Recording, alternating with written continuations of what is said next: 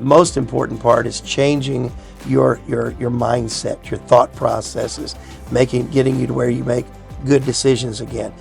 I'm really, really, really happy that I've found this place and have been able to, like you said, we have studies 4 hours a day.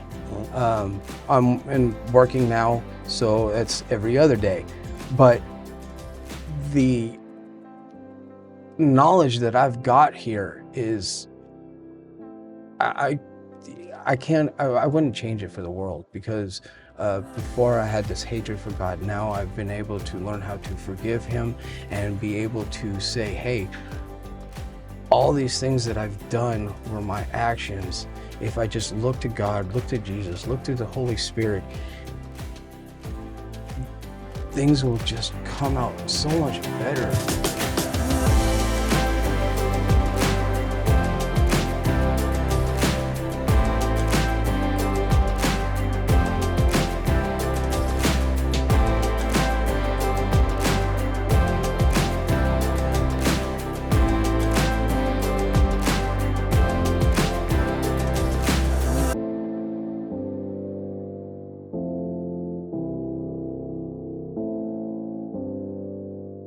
My name's Bob Johnston. I'm the director of the Drug and Alcohol Treatment Program at the Wichita Falls Faith Mission.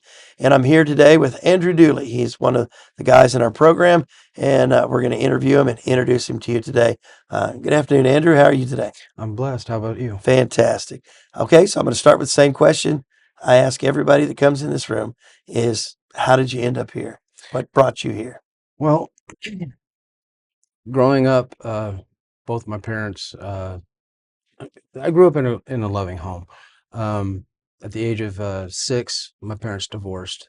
Um, Throughout life, growing up, I always tend to go towards my dad. Although, come to think of it now, looking back, he wasn't there as much as he could have been, but when he was there, he was there. I felt like that he was more there for me than my mom was. Uh, he listened to me. He actually heard what I was saying instead of passing it off like I was um, doing something wrong. He would actually listen to what I was saying. Fast forward, uh, around the age of 12, 13, I was hanging around with the wrong crowd. Uh, so much so that my mom ended up putting me into a boarding school for 2.5 years. Uh, I went there. I did pretty good. After that, went to high school.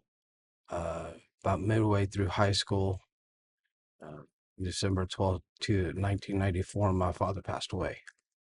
I took it really hard. Um, I tried to compensate that missing piece that I lost with trying to um, do things for other people, would bring them over to the house, have parties, try to fill that empty void that I was missing. Um,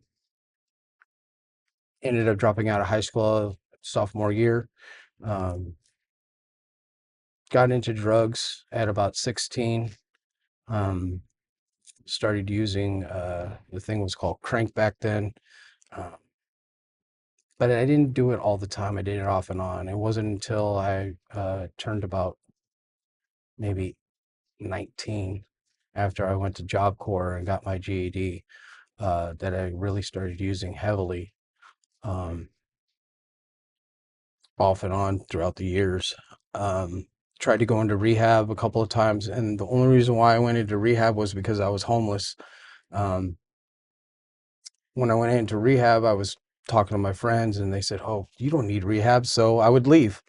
Um, I went to 2 of them, left both times, um, all while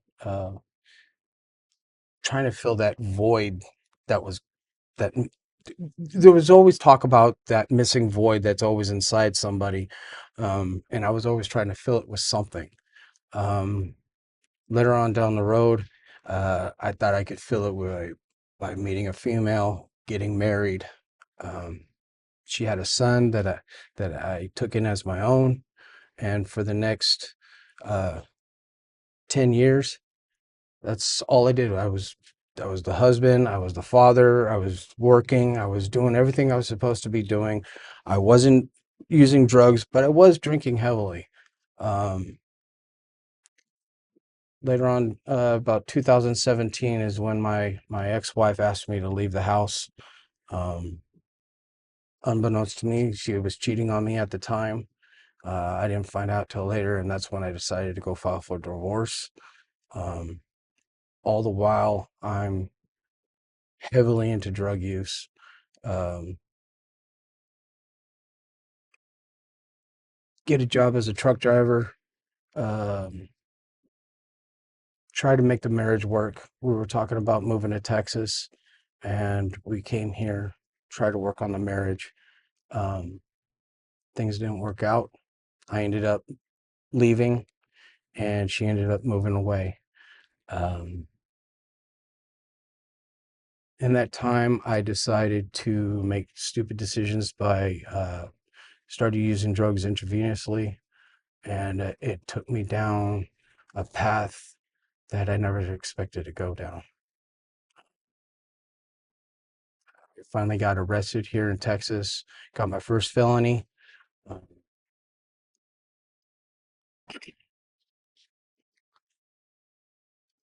Sorry. So, Um, Sent a letter to my lawyer and asked her I'd take probation. Well, as soon as I got out, I went right back to doing the same thing that I was doing before. I ended up getting arrested 2 more times. This last time, uh, I don't know what it was. Uh, I, Earlier in life, I cursed God because he took my dad away. mm, To be quite honest, before I went to jail this last time, I knew nothing of God. I knew nothing of Jesus. All I know is that I hated him, and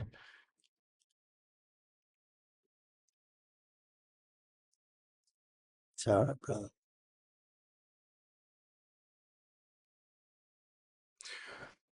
never really felt comfortable going to church. Um, when I got locked up this last time, um, I said, you know what? This is, I can't do this anymore. Something's got to change. And first time in my life, I started feeling at peace with not only where I was at, what I was doing, how I was getting along. I opened up the Bible and it just, everything just started popping. And it was like, wow. Like right now, I'm just getting chills all over my body because it, it opened something up inside of me that I never thought I had before. And once I started learning about God and learning about Jesus and everything that the Holy Spirit, and it started feeling that hole, that emptiness inside. And when I was in Johnson County, it was the first time I'd ever heard of the Holy Trinity. I mean, I've heard of the Holy Spirit, I've heard of Jesus, and heard of God, but I never heard of them all being one. And it clicked. Um, that's when I decided I wanted to get baptized. So I got baptized in Johnson County. Once I got to Lindsay State Jail, I wanted to get baptized there, and I got baptized there. I signed for an 18-month sentence. I did my 18 months. Um, Towards the time of me getting ready to get released, I was really, I don't know if I should say scared. I was uh, worried because I knew if I went back to where I was at before, I would just go right back doing the same things again. I knew if I went, but I'm originally from California. And I knew if I went back to California, I'd be doing right back to the same things again. I heard about this place, a Faith Mission, through somebody over there. And I just started praying on it, and I was like, whatever you want me to do, God, just just help me out here. I need to know what I need to do.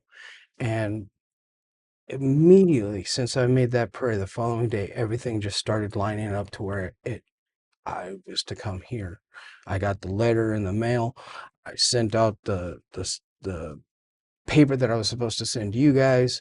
Um, when I got released, they asked me where I was going. I said I was coming to Wichita Falls. So instead of giving me a bus ticket, they actually drove me out here themselves. And that's when I met you. Um, I So, to you. so you got this long journey Yes. that finally got you here. Yes. What did you think when you got here? What was your first impression? My first impression was I didn't know what to think, honestly. When I first read the application process, when I was back locked up, I saw that you had to turn over your phone, you had to turn over your email address, you had to turn over your passwords and all this other stuff. And I'm thinking back, okay, well, I'm used to all this uh, people trying to scam you and stuff. So at first I thought it was a scam, to be honest with you. It wasn't until I actually sat down and actually talked to somebody who has actually gone through the program and actually done it before that says, no, it's actually legit. So just check it out. So that's exactly what I did. I mean, I had nothing else going for me. And I mean, God brought me here, and this is where I was supposed to be. Okay.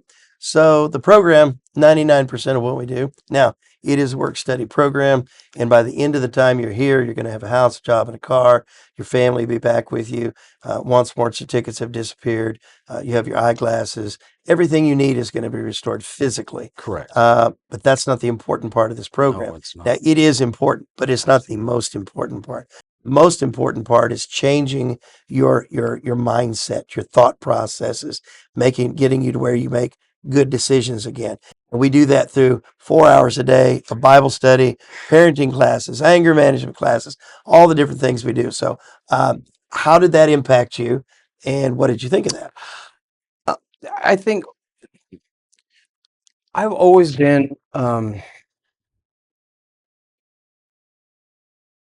my morals, my ethics, my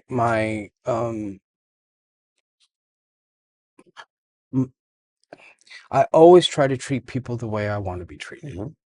Mm-hmm. Just because I was on drugs didn't change that fact. It just made it a lot more difficult to help myself because I was always looking out for other people. Coming here has taught me to learn how to not really be selfish in a way, but think about myself. I have to, in order to help other people out here, I have to work on me. Right. And so since working on me, I've been able to once again love myself. I'm able to talk to people, the treat, like I said, I treat people the way I want to be treated. Um, and it's just something that I'm really, really, really happy that I've found this place and have been able to, like you said, we have studies 4 hours a day. Mm-hmm. I'm working now, so it's every other day. But the knowledge that I've got here is I I can't I wouldn't change it for the world because before I had this hatred for God. Now I've been able to learn how to forgive him and be able to say, hey, all these things that I've done were my actions. If I just look to God, look to Jesus, look to the Holy Spirit, things will just come out so much better. I'll give you a little demonstration. When you had called me into your office at one point and you said, I'd like to put you on a maintenance. And I said, okay, well, I don't have that much experience. She says, let's just try it out. Well, I was doing maintenance. I thought I was doing a good job. You called me into your office and you said, well, I'm going to put you somewhere else and I'm going to have somebody else who has more experience do it. I'm going to not going to lie to you, I was upset. I was really, really upset because I really enjoyed my job. I thought I was doing a really good job. And when I went back to my room, I actually thought about it and I prayed about it. And I'm like, well, if this is something that needs to be done, then okay. I don't want to be mad. I need to be able to take this frustration or wherever it is that I got building up inside and not, there's got to be some other reason for why the switch had to be switched. So the following day, I woke up, I was happy, and I'm like, okay, fine. You know what? I'm going to go do this next job to the best of my ability. Well, I went down, started doing, I didn't even start doing hang-ups like everybody started doing. I was doing the donation part.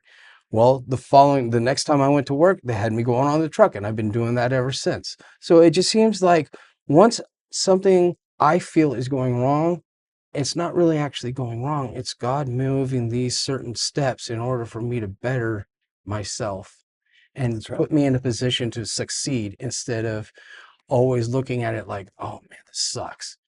And that's one of the biggest things that I've learned here. Okay, so you believe that he can put you in a position to succeed. He opens doors no man can shut, shuts doors no man can open. So going forward, what are your plans, and how is God involved in those plans? Well, first of all, church has been a big influence in my life now. I go to church every Sunday and Wednesday. I enjoy the church that I go to. My pastor, I love. I love the whole congregation. We're a tight-knit group, and it's one of the biggest things that I can say that I've ever been a part of. Besides, coming here, I've never really been a church person. I didn't really enjoy going to church. Whatever the reasons were, they were what they were. But the difference now is that the messages, the feelings, the Holy Spirit, everything that just comes inside with going and being with fellowship and just everything about it just makes me happy and makes me smile.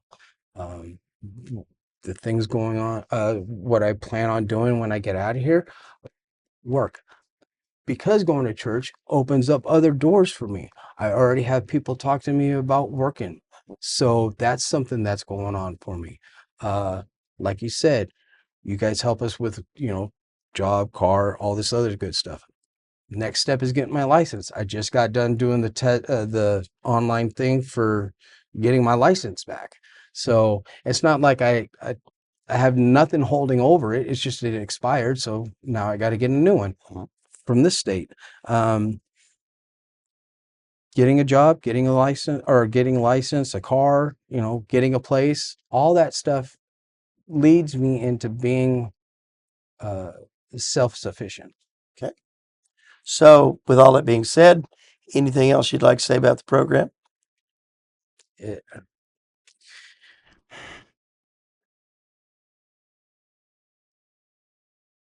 program works.